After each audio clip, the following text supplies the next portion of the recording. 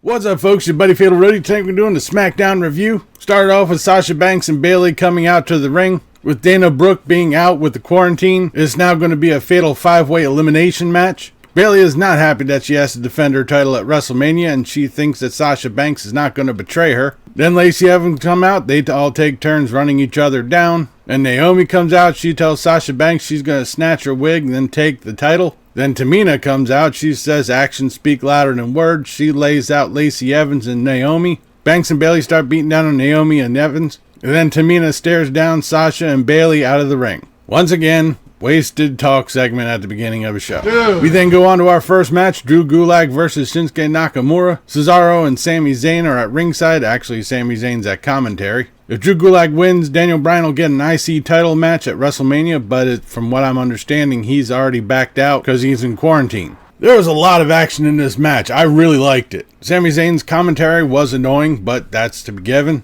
Shinsuke Nakamura tried to go for a Kinshasa, but Daniel Bryan pulled Drew Gulak out of the way. Gulak rolled up Nakamura, got the pin, so Daniel Bryan will be facing Sami Zayn for the IC title. Then we got a recap from last week where Otis snapped after seeing pictures of Dolph Ziggler and Mandy Rose. Then we go backstage with Dolph Ziggler talking on the phone. Otis comes charging after him, but is stopped by referees, and when we find out, we're going to have a WrestleMania match with those two. Then we have Elias up on the platform, wasting a bunch of time singing a song about his WrestleMania match against King Corbin. Shortly after this, he's attacked by Corbin, who knocks him off the platform.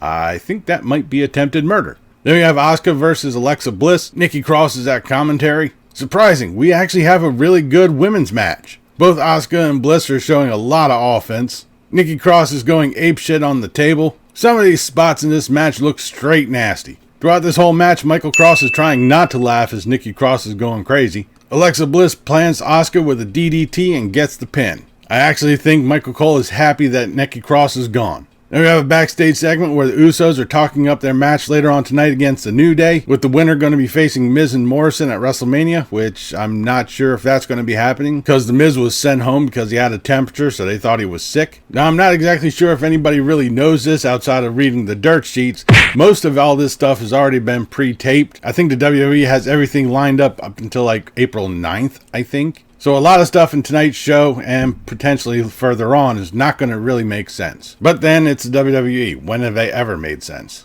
Then Michael Cole announces the Goldberg-Roman Reigns match for WrestleMania, but it was reported that Roman Reigns stepped out of the Performance Center because he didn't want to end up catching the coronavirus, which is understandable because he has a weakened immune system from when he had leukemia. So it's understandable, so I'm not going to fault him for it. They still haven't announced a replacement for him, but there is speculation that either Braun Strowman or The Fiend is going to be there. Then we have a rerun of the WrestleMania 32 match of Triple H and Roman Reigns. After that bit of wasted time, Michael Cole has an interview with Triple H. He talks up the Goldberg-Roman Reigns match. Again, not sure that's really going to be happening. Then we got the New Day taking their turn hyping up their match with the Usos. We have a recap of The Fiend and John Cena from the past couple of weeks. Then backstage, Mandy Rose questions Dolph Ziggler, saying that she doesn't want to be a prize in their match at WrestleMania. Then we got an episode of the Firefly Funhouse. Bray Wyatt says he's got the recipe to beat John Cena, pulls out a blender, starts dumping a whole bunch of stuff in there, including Ramblin' Rabbit, kicks the blender on, laughs maniacally, then he pretends to chug down whatever's in that jug.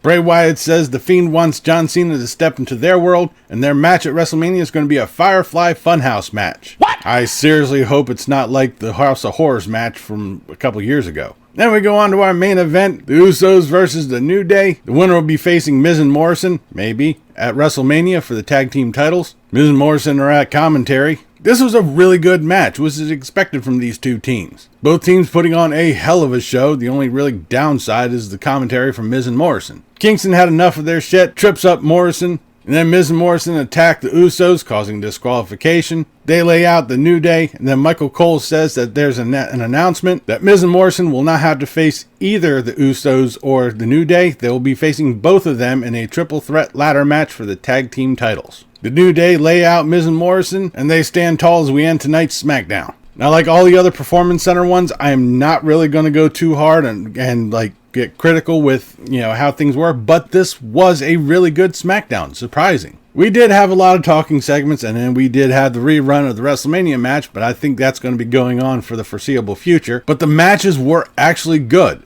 It'll be interesting to see what the card is going to be looking like, being that a couple of wrestlers are now being quarantined, and to see who they're going to be replacing them in this match. Like Miz and Morrison, the Miz is supposed to be out, so I'm not sure if they're going to be just replacing the Miz with a stand-in. The Roman Reigns Goldberg match, who's going to be replacing them? Daniel Bryan is not supposed to be going to WrestleMania because he's in quarantine. So are they going to put that match off till later? I don't know. So we're just going to have to wait and see. That'll do it for this episode of Smackdown Review. Leave a comment down below what you thought of tonight's Smackdown, what you thought about this video. If you liked it, please give me a thumbs up. Don't forget to share and subscribe. I've been Fatalroadie. You've been awesome. Thank you very much for watching. And remember, if it's too loud, you're too old.